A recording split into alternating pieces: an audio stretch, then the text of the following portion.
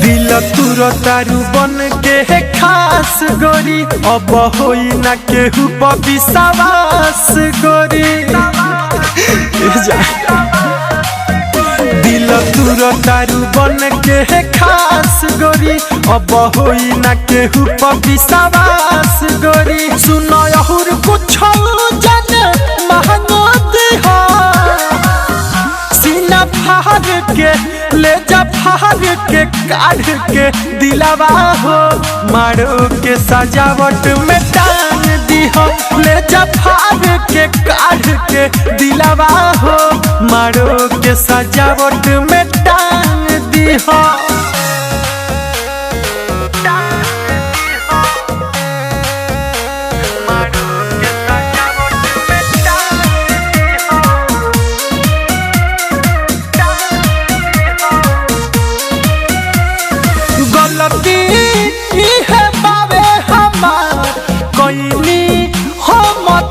से प्यार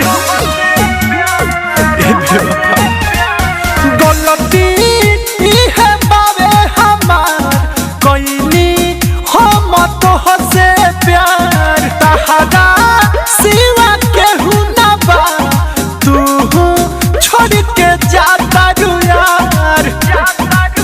सारा सपना के लाते ढांगो दी हो, सीना फाड़ के ले जा फाड़ के काढ़ के दिलावा हो, मारो के सजावट में टांग दी हो।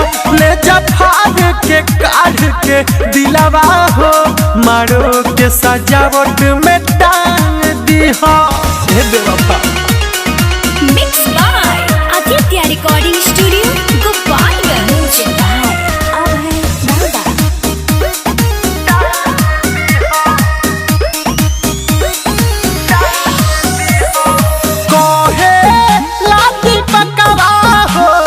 छिनलू जिए के हकवा हो,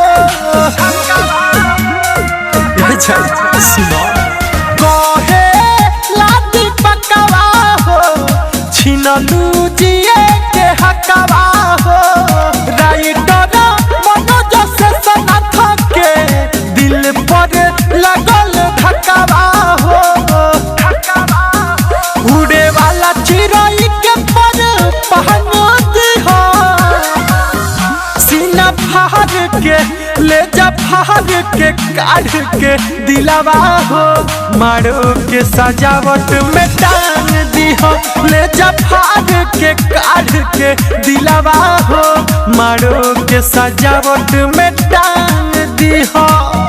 दिल तुर तारू बन के है खास गोरी, अब होई ना केहू पर विश्वास गोरी। सुनो और कुछ जन महंगोती हो, सीना फाड़ के ले जा फाड़ के काढ़ के दिलावा हो, मारो के सजावट में टांग दी हो।